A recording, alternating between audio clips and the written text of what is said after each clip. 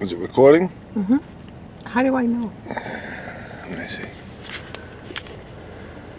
So the red button's on. See the red button? Yeah. Yeah, so we're recording. All right, good morning. How was everybody today? April 17th, 9:52 a.m. And we are leaving 182 Portland, Maine, headed on an epic 8,000 mile car trip.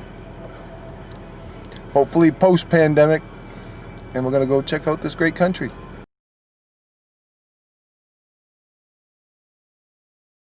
We are currently in New York State, rapidly heading west towards Pennsylvania. Just watching the news. I really didn't want anything to do with New York and New Jersey, two spots that are considered real hot spots for this corona disease. We both didn't know what to expect, but we knew that we were both bored and we wanted to hit all 50 states at some point in our life together. And so we decided that, well, might as well give it a shot and see how far we can get at this. Day two.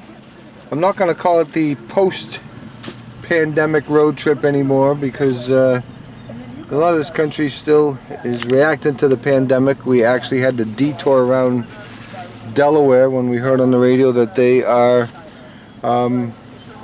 enforcing a mandatory 14-day quarantine if you enter their state, and they will enforce it, pull you over and cite you as a criminal. So we went around that. So we used the map to go around and down through Pennsylvania and headed south that way. So we've been watching the news and we were curious to go see. I mean, it looked like a lot of states were shut down when we initially left. We weren't sure. Day two of our epic pandemic journey around the good old United States of America. We're at a rest stop in North Carolina. So we were prepared to turn around. We didn't know if we'd be back the next day. And I'm not familiar with the area, but boy, it just seems like there's a lot of people out today. Same social distancing and everything is in effect down here as it is back home in Maine.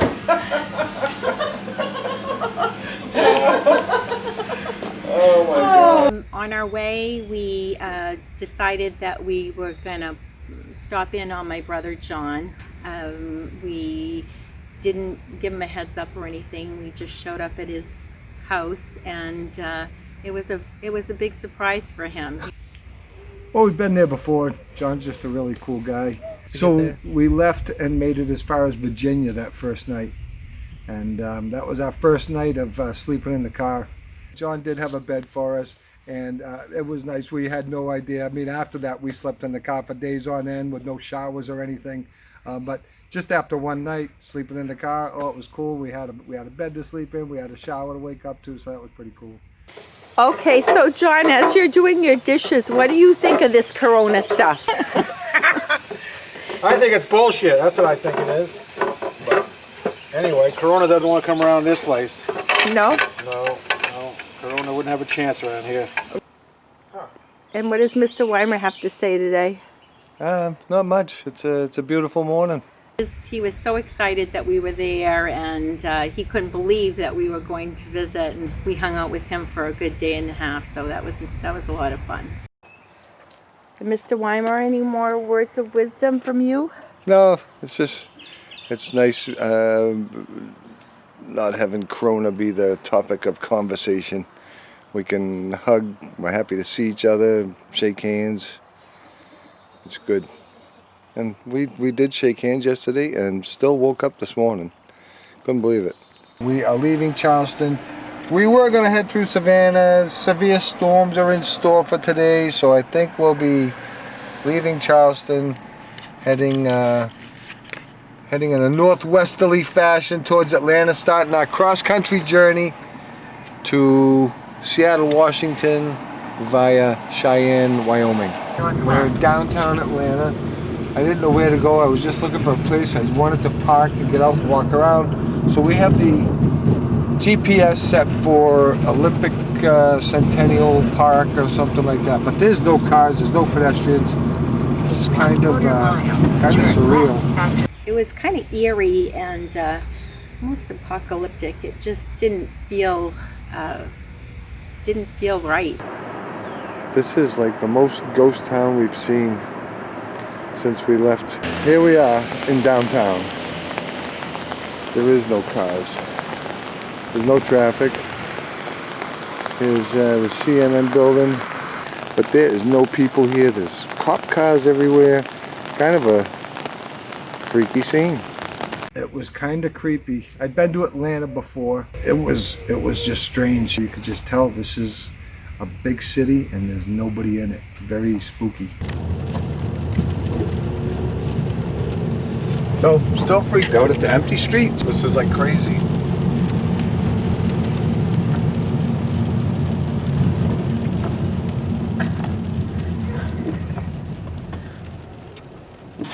Lise, have you ever seen anything like this? No. Then turn right. So it's your on first trip to Pierce Street Atlanta, is that right? Southwest. It is, and it's very disappointing. There was a something bar that looked like it was open over there. Everything says takeout when I was looking on Yelp. Oh, okay. Because I looked on Yelp thinking, oh, where can we get a cold beer? Ain't happening today in Atlanta. So yeah, it just didn't feel right. We just woke up in Columbia, Tennessee, I think it is. The sun's shining, it's not raining, it's not dark. We have all those things going for us. This is kind of interesting. We just got some coffee at a truck stop. We're headed into Nashville.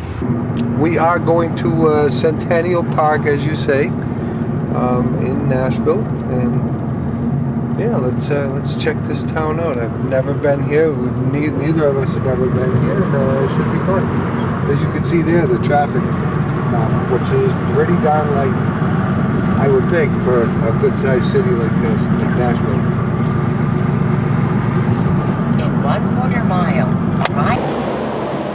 So, welcome to Centennial Park in Nashville.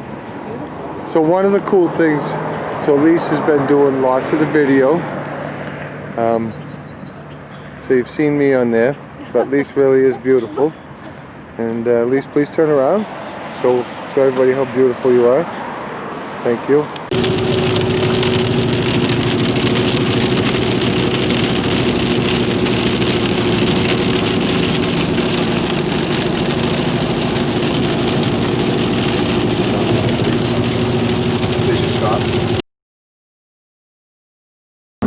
Welcome to Nashville, darling.